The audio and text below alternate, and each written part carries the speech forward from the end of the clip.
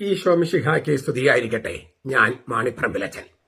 Liturgy class 69, കത്തോലിക്ക സഭയുടെ മതബോധനം 1089, 1089.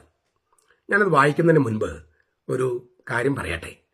നമ്മുടെ നാട്ടിൽ പത്രങ്ങളൊക്കെ ഇടയ്ക്കിടയ്ക്ക് വരുന്ന സംഗതിയാണ് ദൃശ്യം മോഡൽ കൊലപാതകം. ഞാനൊരു പുസ്തകത്തിൽ എഴുതിയിട്ടുണ്ട്. നമ്മുടെ സുപ്രീം കോടതി ജഡ്ജിയായിരുന്ന KT തോമസ്, അദ്ദേഹം മനോഹരമായി ഈ ദൃശ്യം സിനിമ, അതിന്റെ ആദ്യത്തെ ഒന്നാം ഭാഗം അത് കഴിഞ്ഞപ്പോൾ അദ്ദേഹം വളരെ മനോഹരമായ ഒരു വ്യാഖ്യാനം നൽകിയിരുന്നു. അതിനകത്ത് അദ്ദേഹം ചോദിക്കുന്നൊരു ചോദ്യം, ഈ ദൃശ്യം മോഡൽ എന്നും ഈ മാധ്യമങ്ങൾ പറഞ്ഞ് ആ ചിത്രത്തിന്റെ യഥാർത്ഥ പോയിന്റ് മാറ്റിക്കളഞ്ഞു എന്നാണ്. പോലീസുകാരും ദൃശ്യം മോഡൽ പറഞ്ഞ് നടക്കുകയാണ്. വാസൽ എന്താണ് സംഭവിച്ചത്? ഒന്നാം ഭാഗത്തെ കുറിച്ച് ഞാൻ പറയണേ. നമ്മുടെ വീട്ടിൽ ഒരാള്, ക്ഷണിക്കപ്പെടാത്ത അതിഥി എന്നൊക്കെ പറയുന്ന ഒരാൾ വന്ന് ഒന്നുകിൽ മകളെ അല്ലെങ്കിൽ ഭാര്യയെ ബലാത്കാരമായി പ്രാപിക്കാനായിട്ട് ശ്രമിക്കുന്നു. അപ്പോൾ ശക്തനായ ഒരു ആള് വരുമ്പോൾ സെൽഫ് പ്രൊട്ടക്ഷൻ, ആത്മസംരക്ഷണം, നമുക്ക് ഇല്ലേ, ആത്മരക്ഷയെ പ്രതി, ആത്മാവിന്റെ രക്ഷയല്ല, സെൽഫ് പ്രൊട്ടക്ഷൻ, അങ്ങനെ ഒരു വകുപ്പുണ്ട്. അത് ആത്മരക്ഷ എന്ന് പറഞ്ഞാൽ, നമ്മള് സെൽഫ് പ്രൊട്ടക്ഷൻ എന്ന് പറഞ്ഞാല് അത് ഞാൻ എന്റെ ജീവനെ തന്നെ രക്ഷിക്കുകയല്ല, എന്റെ കൂടെയുള്ളവരും ജീവനെ രക്ഷിക്കുകയാണ്. അപ്പൊ നമ്മുടെ വീട്ടിലേക്ക് ഇങ്ങനെ നമ്മളെ നശിപ്പിക്കാൻ വേണ്ടി ഒരാൾ ക്ഷണിക്കാതെ കയറി വന്നാൽ അവരെ കൊന്നുകളയാനുള്ള വകുപ്പ് ഇന്ത്യൻ ഭരണഘടനയിലുണ്ട്. പിന്നെ അതിനകത്ത് കാണിക്കുന്ന മറ്റൊരു പ്രധാനപ്പെട്ട സംഗതി എന്താണ്? അങ്ങനെ വരുമ്പോഴും ഈ നിയമം നമുക്ക് എതിരാകാം. ഇതിങ്ങനെ ഒരു വകുപ്പ് ഉണ്ട് എന്ന് ഭരണഘടനയിലുണ്ടെങ്കിലും കേസെടുക്കുന്നതും വാദിക്കുന്നതും മറ്റൊക്കെ പോലീസും സർക്കാരും കോടതിക്കുകയാണ്. അപ്പൊ ഇതൊന്നും നേരെ ചൊവ്വ വരില്ല. അപ്പോൾ ആ കുടുംബത്തെ രക്ഷിക്കാൻ വേണ്ടി ഏതറ്റം വരെയും പോകുന്ന ഒരു മനുഷ്യന്റെ കഥ ഇല്ലേ, ഏതറ്റം വരെയും പോകുക. എന്റെ കുടുംബമാണ് എന്റെ ലോകം, അതിനെ രക്ഷിക്കാൻ ഞാൻ ഏതറ്റം വരെയും പോകും. അതാണ് ആ നിലപാട്. ഈ രണ്ട് കാര്യങ്ങളാണ് KT തോമസ്, സുപ്രീം കോടതി ജഡ്ജിയാണ് KT തോമസ് ഹൈലൈറ്റ് ചെയ്തത്. കുടുംബത്തെ രക്ഷിക്കാൻ വേണ്ടി ഏതറ്റം വരെയും പോകും. അവിടെ എന്റെ മുമ്പിൽ ശരികളേയുള്ളൂ. അതാണ് ആ കഥാപാത്രം പറയുന്നത്, ഈ മോഹൻലാലിന്റെ കഥാപാത്രം പറയുന്നത്. സത്യത്തിലുള്ള ദൃശ്യം മോഡൽ ഇതാണ്. പക്ഷെ മാധ്യമങ്ങളെല്ലാം ദൃശ്യം മോഡൽ എന്ന് പറയുന്നത് വീടിനകത്ത് തന്നെ ശവം കുഴിച്ചിടുന്നതിനെ കുറിച്ചാണ്. അതല്ല ദൃശ്യം മോഡലിന്റെ യഥാർത്ഥ കഥ. അത് പറയാൻ കാരണം, ഇന്ന് ഈ ലിറ്ററേച്ചറിൽ നമ്മൾ പറയാൻ പോകുന്ന കാര്യം ഈ ഒരു സ്നേഹവുമായിട്ട് ബന്ധപ്പെട്ടതാണ്. അതെന്താണെന്ന് പറഞ്ഞു വരുമ്പോൾ നിങ്ങൾക്ക് മനസ്സിലാകും. ഈ ലിറ്ററേച്ചറിൽ ക്രിസ്തുവിന്റെ പ്രവൃത്തി എന്താണെന്നാണ് 1084 മുതൽ 1090 വരെയുള്ള ഖണ്ഡികളിൽ ചർച്ച ചെയ്യുന്നത്. അതിൽ 1089 ഇപ്പോൾ നമ്മൾ ചർച്ച ചെയ്യുന്നത്. ഞാനൊന്ന് വായിക്കാം.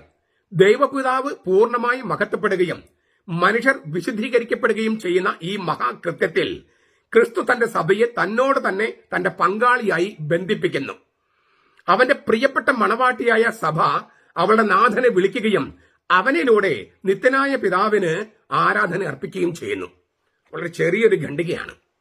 ഞാനത് ഇംഗ്ലീഷോട്ട് വായിക്കുകയാണ്. Christ indeed always associates the church with himself in this great work in which God is perfectly glorified and men are sanctified. The church is his beloved bride who calls to her Lord and through him offers worship to the eternal Father. നമ്മുടെ POS ഇറക്കിയിരിക്കുന്ന തർജ്ജമയിൽ എനിക്ക് അത്ര അങ്ങോട്ട് ഈ paragraph നന്നായിട്ട് തർജ്ജമ ചെയ്തില്ല എന്ന് എനിക്ക് തോന്നി. ഇത് വാസ്തവത്തിലെ ഈ പാരഗ്രാഫ് അങ്ങനെ തന്നെ സാക്രോസങ്ക്തും കൊഞ്ചീലിയും എന്ന് പറയുന്ന 1963 രണ്ടാം വത്തിക്കാൻ സൂനോദോസിന്റെ ഡോക്യുമെന്റ് പ്രസിദ്ധപ്പെടുത്തിയിരുന്നു. ഈ ലിറ്ററേച്ചറെ കുറിച്ചുള്ള ഡോക്യുമെന്റ്. ആ സാക്രോസങ്ക്തും കൊഞ്ചീലിയും എന്ന ഡോക്യുമെന്റിലെ 7ാമത്തെ ഖണ്ഡിക അങ്ങനെ തന്നെ കോട്ട് ചെയ്തിരിക്കുകയാണ്. ഈ ലിറ്ററേച്ചറുടെ സ്വഭാവമാണ് ഇതിലൂടെ അവതരിപ്പിക്കുന്നത്. ലിറ്ററേച്ചറുടെ സ്വഭാവം എന്താണ്? ലിറ്ററേച്ചറുടെ സ്വഭാവം ബേസിക് ഒറ്റ വാചകത്തിൽ പറഞ്ഞാൽ, ഭർത്താവും ഭാര്യയും ചേർന്ന് അപ്പനെ മഹത്വപ്പെടുത്തുന്നു, മക്കളെ വിശുദ്ധീകരിക്കുന്നു. ഞാൻ ഒന്നുകൂടി പറയാം. ഭർത്താവും ഭാര്യയും ചേർന്ന് മാതാപിതാക്കളെ, അപ്പനെ അമ്മയെ മഹത്വപ്പെടുത്തുന്നു, മക്കളെ വിശുദ്ധീകരിക്കുന്നു. ഇങ്ങനെ പറഞ്ഞാൽ ആ തരത്തിലാണ് ഈ ലിറ്ററേച്ചറുടെ സ്വഭാവം ഇവിടെ അവതരിപ്പിച്ചിരിക്കുന്നത്. മണവാളനായ ക്രിസ്തുവും മണവാട്ടിയായ സഭയും പരസ്പരം ബന്ധപ്പെട്ട് ചെയ്യുന്ന ഒരു പ്രവൃത്തിയാണ് ലിറ്ററേച്ചർ. മണവാളനായ ക്രിസ്തുവും മണവാട്ടിയായ സഭയും പരസ്പരം ബന്ധപ്പെട്ട് ചെയ്യുന്ന പ്രവൃത്തിയാണ് ലിറ്റർജി. ഞാൻ മുമ്പ് ഒരു സ്ഥലത്ത് പറഞ്ഞിരുന്നു, പ്രണയത്തിന്റെ ഭാഷ മനസ്സിലായില്ലെങ്കിൽ ലിറ്റർജി മനസ്സിലാകില്ലെന്ന്. അപ്പോൾ വളരെ പോസിറ്റീവായിട്ടും ചിലർ പറഞ്ഞു പ്രണയം എന്ന വാക്കിന് നമ്മുടെ നാട്ടിൽ അത്ര നല്ല അർത്ഥമില്ല എന്നൊക്കെ. എനിക്കത് അത്ര കണ്ട് മനസ്സിലായില്ല. പ്രണയം നല്ല വാക്കാണ്. ഈറോസ് എന്ന വാക്ക് ഗ്രീക്കിലും നല്ല വാക്കായിരുന്നു. ഇപ്പൊ ഇറോട്ടിക് എന്ന് പറയുമ്പോൾ നല്ല അർത്ഥമല്ല ഉപയോഗിക്കുന്നത്. പക്ഷെ ദാമ്പത്യ സ്നേഹം എന്ന അർത്ഥത്തിലാണ് ഈറോസ് ഉപയോഗിച്ചിരുന്നത്. പൗലോസ്ലിഹ അതിന് മുകളിൽ അഗാപ്പെ വെക്കുന്നുണ്ട്. ഞാനതെക്കുറിച്ച് പറയാൻ വരുന്നു. അന്ന് അവർ കണക്കാക്കുന്ന ഈറോസ് ആണ് ഏറ്റവും ഉയർന്ന സ്നേഹം എന്നാണ് പണ്ട് കണക്കാക്കിയിരുന്നത്. അതല്ല, അഗാപ്പയാണ് എന്ന് പൗലോസ്ലിഹ 1 കൊരിന്ത്യസ് 13 അധ്യായത്തിൽ പറയുന്ന അതാണ്. ഏതായാലും ഈ മണവാളനായ ക്രിസ്തുവും മണവാട്ടിയ സഭയും പരസ്പരം ബന്ധപ്പെട്ട് പ്രണയത്തിലായി ദൈവപിതാവിന് കൊടുക്കുന്ന ആരാധനയാണ് ലിറ്റർജി. ഈ സ്നേഹത്തിന്റെ പ്രവൃത്തിയിലൂടെ ദൈവപിതാവ് മഹത്വപ്പെടുന്നു. ഈ പ്രണയത്തിന്റെ പ്രവൃത്തിയിലൂടെ എന്നാണ് ഞാൻ പറയുക. അതിലൂടെ തന്നെ മനുഷ്യർ വിശുദ്ധീകരിക്കപ്പെടുന്നു. അപ്പൊ ലിറ്റർജിയുടെ 2 ലക്ഷ്യങ്ങൾ എന്തൊക്കെയാണ്? ഒന്ന് ദൈവത്തെ മഹത്വപ്പെടുത്തുക, മറ്റൊന്ന് മനുഷ്യരെ വിശുദ്ധീകരിക്കുക.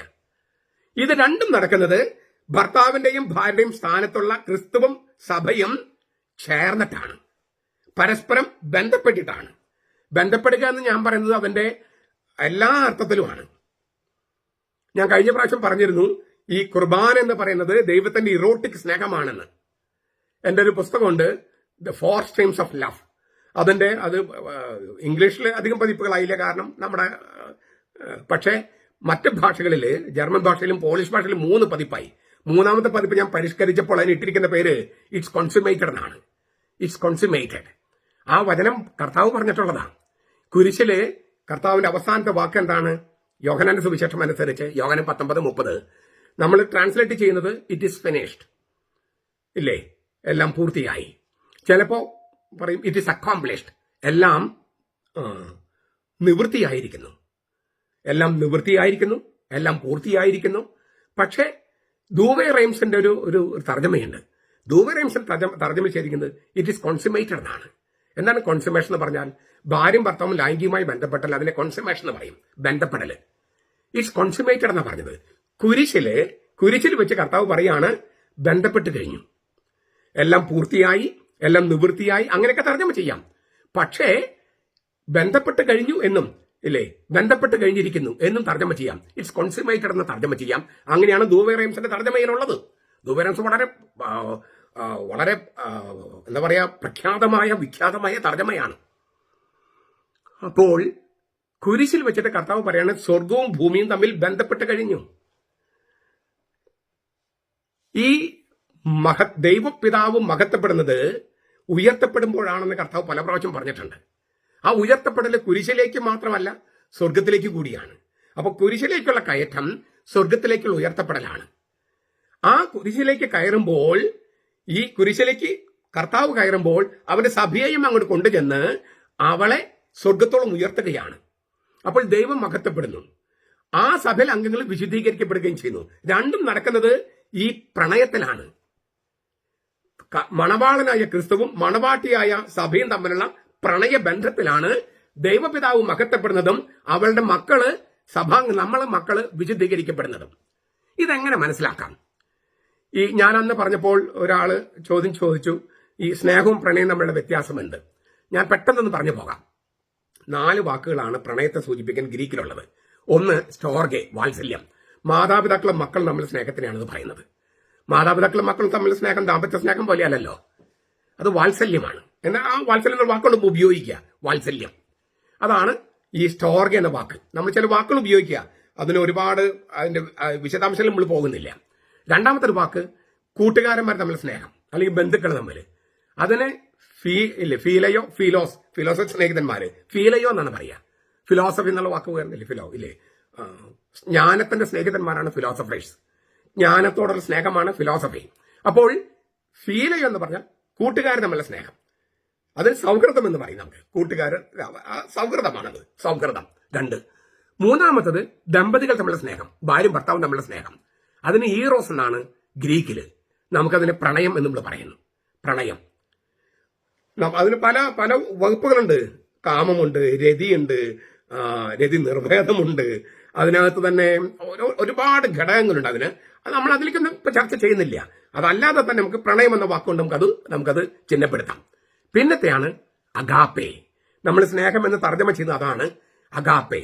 അഗാപ്പെ എന്ന് പറഞ്ഞാല് ഏതറ്റം വരെയും പോകുന്ന സ്നേഹമാണ്. ഏതറ്റം വരെയും പോകുന്ന സ്നേഹം. യോഹന്നാന്റെ സുവിശേഷം 13-ാമത്തെ അധ്യായം 1-2 വാക്യങ്ങൾ. അവൻ തനിക്ക് സ്വന്തമായുള്ളവരെ അറിഞ്ഞു, അവൻ അവരെ സ്നേഹിച്ചു, അവസാനം വരെ സ്നേഹിച്ചു. ടേലോസ് എന്നാണ് ഗ്രീക്ക് വാക്ക്.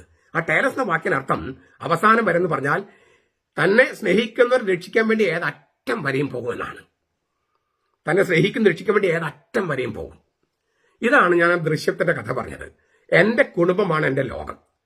അവരെ രക്ഷിക്കാൻ വേണ്ടി ഏതറ്റം വരെ ഞാൻ പോകും. അതെന്റെ സ്നേഹമാണ്. ആ സ്നേഹത്തിന് മുമ്പിൽ എന്റെ മുമ്പിൽ ശരികളേയുള്ളൂ. ഇതിനെയാണ് KT തോമസ് എന്ന് പറഞ്ഞ സുപ്രീം കോടതി ജഡ്ജി പറഞ്ഞത്. അതാണ് അതിന്റെ ദൃശ്യം സിനിമയുടെ കാതലായ പോയിന്റ്. അതാണ് ഒന്ന്, സെൽഫ് പ്രൊട്ടക്ഷൻ നമുക്ക് അവകാശമുണ്ട്. സെൽഫ് പ്രൊട്ടക്ഷൻ നമുക്ക് അധികം അവകാശമുണ്ട്. 2, സെൽഫ് പ്രൊട്ടക്ഷൻ എന്ന് പറഞ്ഞാൽ നമ്മുടെ കൂടെയുള്ളവരെ, നമുക്ക് സ്വന്തമായിരിക്കുന്നവരൊക്കെ രക്ഷിക്കലാണ്. ഇതാണ് കർത്താവ് ചെയ്തേ. കർത്താവ് തന്റെ സ്വന്തമായിട്ടുള്ളവരെ സ്നേഹിക്കാൻ ഏതറ്റം വരെയും പോയി. അതാണ് കുരിശിലും കുർബാനയിലൊക്കെ നമ്മൾ കാണുന്നത്. ഞാനൊരു ചെറിയൊരു സംഭവം പറഞ്ഞ് അവസാനിപ്പിക്കാം. ഈ ഗൾഫിലുണ്ടായിരുന്ന എൻ്റെ സുഹൃത്ത് അവർ നാട്ടിൽ വന്നപ്പോൾ മകൻ നല്ല ഡ്രൈവറാണ്. നല്ല ഡ്രൈവർ, അസൽ ഡ്രൈവറാണ്. നാട്ടിൽ പക്ഷേ അവൻ അധികം വണ്ടി ഓടിച്ചിട്ടില്ല. നാട്ടിൽ വന്നപ്പോൾ അവന് വണ്ടി ഓടിക്കാൻ താല്പര്യം. അമ്മ പറഞ്ഞു, മോനെ നീ നല്ല ഡ്രൈവറാണ്, പക്ഷെ ഇവിടെ നിനക്ക് പരിചയം കാണില്ല, ഞാൻ വണ്ടി ഓടിക്കാം അമ്മ പറഞ്ഞു.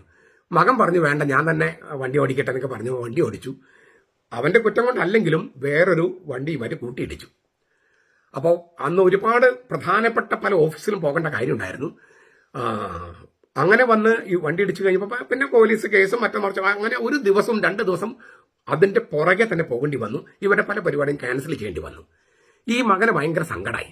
അവന് 18 വയസ്സ് കഴിഞ്ഞിട്ടേ ഉള്ളൂ. ലൈസൻസ് കിട്ടി, വണ്ടിയൊക്കെ ഓടിച്ചു തുടങ്ങിയതിന് മുമ്പാണ്. പക്ഷെ ലൈസൻസ് കിട്ടിയിട്ട് നാട്ടിൽ വണ്ടി ഓടിക്കാനുള്ള കൊതി കൊണ്ട് ചെയ്താണ്. അമ്മ ഓടിക്കണ്ടെന്ന് പറഞ്ഞാൽ അമ്മ ഓടിക്കാന്ന് പറഞ്ഞതാണ്. പക്ഷെ ഇതൊന്നും നടന്നില്ല. ഒരുപാട് ചുറ്റിക്കെട്ടുകളായി. അങ്ങനെ ഇവര് അത് കേസും കൂട്ടും എല്ലാം 2 ദിവസം ഇതിന്റെ പുറകെ നടക്കേണ്ടി വന്നു. അപ്പൊ ഈ മകൻ 2 ദിവസം എല്ലാം കഴിഞ്ഞെല്ലാം സെറ്റിലായി കഴിഞ്ഞപ്പോ മകൻ അമ്മയോട് ചോദിച്ചു, അമ്മയ്ക്ക് വിഷമായോ? ഞാൻ അമ്മയെ അനുസരിച്ചില്ല, അമ്മയ്ക്ക് ആകെ ഇങ്ങനെ ക്ലേശായോ, ഉപദ്രവമായോ? അമ്മ പറഞ്ഞു, ഒരിക്കലും ഇല്ല. അതെന്താ അങ്ങനെ? അമ്മ പറഞ്ഞു, ഈ സഹനം എനിക്ക് ഒന്നുമല്ല, എനിക്ക് നിന്നുള്ള സ്നേഹം വെച്ച് നോക്കുമ്പോൾ ഇതൊന്നുമല്ല, യാതൊന്നുമല്ല. നിന്നെ രക്ഷിക്കാൻ വേണ്ടി ഏതറ്റം വരെ ഞാൻ പോകും. അതാണ് അമ്മ പറഞ്ഞത്. ഇത് ശരിക്കുണ്ടായ സംഭവമാണ്. നോക്കുക, മകന് വേണ്ടിയുള്ള നിങ്ങൾക്കൊക്കെ അത് മനസ്സിലാകും, അമ്മമാർക്കും അപ്പമാർക്കൊക്കെ മനസ്സിലാകും. രക്ഷിക്കാൻ വേണ്ടി ഏതറ്റം വരെയും പോകും. ഞാൻ ഇടുന്ന ഇടവകകളിൽ നിങ്ങൾക്ക് ആലോചിച്ച് നോക്കാം. എന്റെ ഇടവക്കാരെ ഇങ്ങനെ ആരൊക്കെ ഭീഷണിപ്പെടുത്താൻ വന്നാലും എന്റെ ശവത്തിൽ ചവിട്ടിയല്ലാതെ എന്റെ ഇടവകയിൽ ഒരാളെ തൊടാനായിട്ട് പോലീസിനെ ആണെങ്കിലും മറ്റാരാണെങ്കിലും ഞാൻ അനുവദിച്ചിട്ടില്ല. ഞാൻ അനുവദിക്കില്ല. ഇടയനാണ്. എന്നെ കൊല്ലാതെ എന്റെ ഇടവക്കാരെ കൊണ്ടുപോകാൻ പറ്റില്ല. അത് പല സ്ഥലത്തും ഇങ്ങനെ ഇഷ്യൂസ് ഉണ്ടായിട്ടുണ്ട്. ഇഷ്യൂസ് ഉണ്ടാകുന്ന വെച്ചാൽ ചിലപ്പോൾ നമ്മൾ വിചാരിക്കാത്ത ഇഷ്യൂസ് ആകും, ചിലപ്പോൾ നമ്മൾ വിചാരിക്കുന്നതാകാം. അതായത് നമ്മൾ ചില കാര്യങ്ങൾ ചെയ്തതിന്റെ പേരിലാകാം. പക്ഷേ ഒരൊറ്റ കാര്യമുള്ളത്, എന്നെ തൊടാതെ എന്റെ ഇടവക ജനത്തെ തൊടാൻ പറ്റില്ല. അതാണ് നല്ല ഇടയൻ എന്ന് ഞാൻ വിചാരിക്കുന്നു. പക്ഷെ അതിലെല്ലാം നമ്മൾ വലിയ വില കൊടുക്കേണ്ടി വരും. കാരണം അല്ലേ, നമ്മുടെ പണം പോകും, നമ്മുടെ മാനം പോകും, സ്വസ്ഥത പോകും, പല കാര്യങ്ങളുണ്ട്. നമ്മൾ ഒന്നിലും കൈ തൊടാണ്ടിരുന്നു കഴിഞ്ഞാൽ നമുക്കിതൊന്നും പോകില്ല. പക്ഷെ ദൈവത്തിന് മുമ്പിൽ വിലയുണ്ടാകുമോ എന്ന് എനിക്ക് സംശയമാണ്. ആടുകൾക്ക് വേണ്ടി ജീവൻ കൊടുക്കുന്നവനാണ്, ജീവൻ അർപ്പിക്കുന്നവനാണ് ഇടയൻ എന്നാണ് ഞാൻ ബൈബിൾ പഠിച്ചിരിക്കുന്നതും പരമാവധി എപ്പോഴും നമുക്ക് 100% ഒന്നും അല്ലെങ്കിലും എന്റെ അറിവനുസരിച്ച് ഞാൻ ചെയ്തിട്ടുള്ളത്. നിങ്ങൾ അപ്പന്മാരും അമ്മമാരും ചെയ്യുന്നതാണ്. അങ്ങനെയാണ് നമ്മൾ പഠിച്ചിരിക്കുന്നത്. നമ്മളെ സ്നേഹിക്കുന്ന രക്ഷിക്കാൻ വേണ്ടി ഏതറ്റം വരെയും പോകും. അത് തന്നെയാണ് ഈ ഇതിന്റെ അർത്ഥം. കർത്താവ് ചെയ്തത്, അതായത് സഭയെ തന്നോട് ബന്ധിപ്പിച്ചു എന്നാണ് അവിടെ പറഞ്ഞിരിക്കുന്നത്. അസോസിയേറ്റ് എന്ന് എഴുതിയിരിക്കുന്നത്. അതിന്റെ അർത്ഥം ശരിക്കും പറഞ്ഞാൽ പങ്കാളിയായിട്ട് അസോസിയേറ്റ് ചെയ്യുന്നതാണ്. തന്റെ പങ്കാളിയായിട്ട് സഭയെ, ക്രിസ്തു തന്റെ പങ്കാളിയായിട്ട് സഭയെ അസോസിയേറ്റ് ചെയ്തിട്ട് അവർ തമ്മിലുള്ള പരസ്പര ബന്ധത്തിലൂടെയാണ് ദൈവപിതാവിനെ മഹത്വപ്പെടുത്തുന്നതും അവരുടെ മക്കളായ സഭാംഗങ്ങളെ വിശുദ്ധീകരിക്കുന്നതും. ലിറ്റർജിയുടെ 2 ലക്ഷ്യങ്ങൾ ഇതാണ്: ദൈവപിതാവിനെ മഹത്വപ്പെടുത്തുക, മക്കളെ വിശുദ്ധീകരിക്കുക. ഇത് ചെയ്യുന്നത് കർത്താവും സഭയും തമ്മിലുള്ള അത്യഗാധമായ പ്രണയബന്ധത്തിലാണ്. ഇതാണ് ഇവിടെ എഴുതിയിരിക്കുന്നത്. എത്രയോ മനോഹരമാണത്. മക്കളെ രക്ഷിക്കാൻ വേണ്ടി ഏതറ്റം വരെയും പോവുകയും അപ്പനെയും അമ്മയും നോക്കാൻ വേണ്ടി അവരെ മഹത്വപ്പെടുത്താൻ വേണ്ടി ഏതറ്റം വരെയും പോകുന്ന ഭാര്യയുടെയും ഭർത്താവിന്റെയും റോളാണ് ക്രിസ്തുവിനും സഭയ്ക്കുമുള്ളത്, നമുക്കുള്ളത്. നമുക്ക് പല പല മാനങ്ങളുണ്ട്. നമ്മൾ സഭയുടെ മക്കളാണ്, പക്ഷെ നമ്മൾ സഭയാണ്. അപ്പൊ നമുക്കിത് ഇല്ലേ, ക്രിസ്തു ഇടയനാണ്, കുഞ്ഞാടാണ്. ഇല്ലേ, ക്രിസ്തു ബലിയർപ്പകനാണ്, ബലി സ്വീകരിക്കുന്നവനുമാണ്. ഇങ്ങനെ അതെല്ലായ്പ്പോഴും അങ്ങനെയാണ്. ഇപ്പൊ നമുക്ക് മാതാപിതാക്കള് അവര് സഭയെ വെച്ച് നോക്കുമ്പോൾ അവര് ആടുകളാണ്, പക്ഷെ അവരുടെ മക്കൾ വെച്ച് നോക്കുമ്പോൾ അവർ ഇടയന്മാരാണ്. അപ്പൊ നമുക്ക് എല്ലാവർക്കും ഇങ്ങനെ പല പല ചക്രവാളങ്ങൾ ഒരാളിൽ തന്നെയുണ്ട്, പല ദൗത്യങ്ങൾ ഒരാളിൽ തന്നെയുണ്ട്. നമുക്ക് ഈ പറഞ്ഞ ദൗത്യം ദൈവപിതാവിനെ മഹത്വപ്പെടുത്താനും നമ്മുടെ മക്കൾ വിശുദ്ധീകരിക്കാനും ക്രിസ്തുവും സഭയും തമ്മിലുള്ള ഭാര്യാഭർത്തൃ ബന്ധം പോലെ ക്രിസ്തുവുമായിട്ട് പ്രണയത്തിലായിരിക്കാൻ, ക്രിസ്തുവുമായിട്ട് എപ്പോഴും ബന്ധപ്പെട്ടിരിക്കാൻ, ആ ബന്ധത്തിൽ നിന്ന് ദൈവപിതാവിനെ മഹത്വപ്പെടുത്താനും മക്കളെ വിശുദ്ധീകരിക്കാനുമുള്ള ആ കൃപ പുറത്തേക്ക് വരാൻ, അത് ഉണ്ടാകാനായിട്ട് നമുക്ക് പരിശ്രമിക്കാം, പ്രാർത്ഥിക്കാം. നമ്മുടെ കർത്താവ് ഈശോ മിശിഹായുടെ കൃപയും പിതാവായ ദൈവത്തിന്റെ സ്നേഹവും പരിശുദ്ധാത്മാവിന്റെ സഹവാസവും നാം എല്ലാവരോടും കൂടി ഉണ്ടായിരിക്കട്ടെ, ഇപ്പോഴും എപ്പോഴും എന്നേക്കും. ആമേൻ.